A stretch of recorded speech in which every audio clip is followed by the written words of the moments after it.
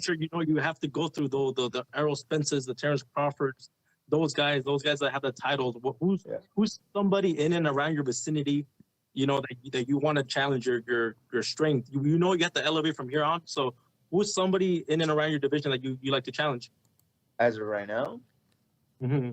I mean, anyone want to challenge me? Any up and comers, former world titleists. There's the welterweight division is so stacked right now. You have so many names out there: the Danny Garcias, the Keith Thurmans. So many people out there. So just whoever it is in front of me, like them, like a former title world holder, I love that challenge. Yeah, Danny Garcia fight sounds nice. Yeah. Alexis, I want to ask you, when we think of championships cities, we think of Oxnard, we think of Philadelphia, we think of Brooklyn. We don't really think of Santa Ana. Like, what Yeah. what would it mean to you to put Santa Ana on the map? I mean, yeah. I mean, it would mean a great thing. Born and raised here. There's a lot of talent. Me and my brother Ronnie Rios is also gonna fight for a world title pretty soon. And yeah, I mean, it means the world to show and a good example and to carry our city on the back and put our city on the map. Most importantly. And we're gonna go to one of the comments, and obviously you've gone on record. You said that you learned from that previous defeat that you suffered. Would you welcome that? Is that something like esa espinita que te quieres sacar, or is that something that you're like, you know what? I think we're gonna want to bigger and better things. I mean, yeah, if the fight's there, will present itself in the future, then yeah. But for right now, I'm doing my own thing. He's doing his own thing, and that's just the way it's gonna be. Hey, we're gonna go one of the comments. Jesus M in the chat said, "Was Cobbs predictable to you?" He wasn't that predictable. I mean, he was very awkward for the first couple rounds, and once I started hitting him and banging to the body, I knew, he was in for a shorter night. Yeah, man. If for some reason Cobb said I want to run it back, he's a guy that's still very confident. Even post interview, he got back into character. Yeah.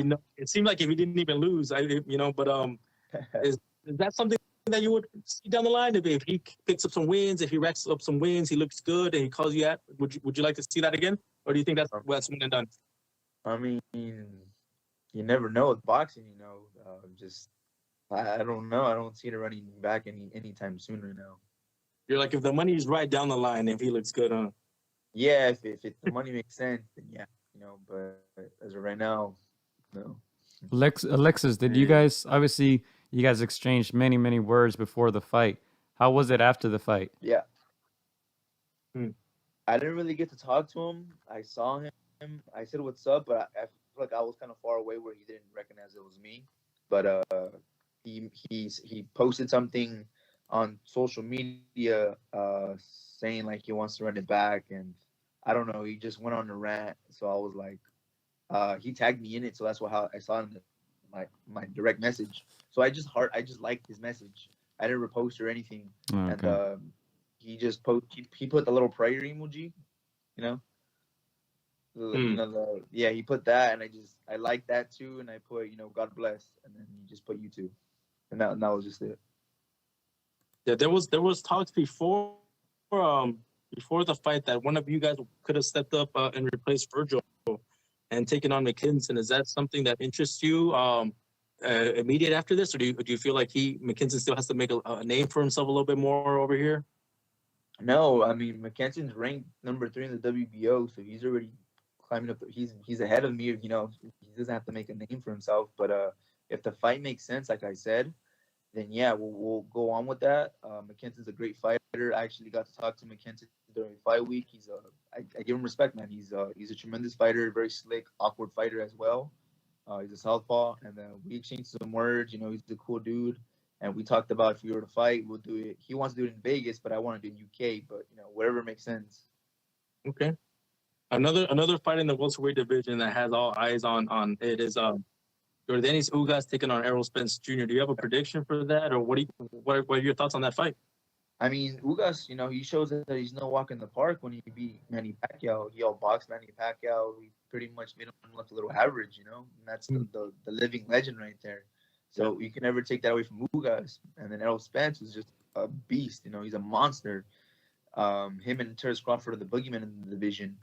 But you don't know how Errol Spence is going to react after eye surgery, the big eye injury. But I still would have to go with Errol Spence.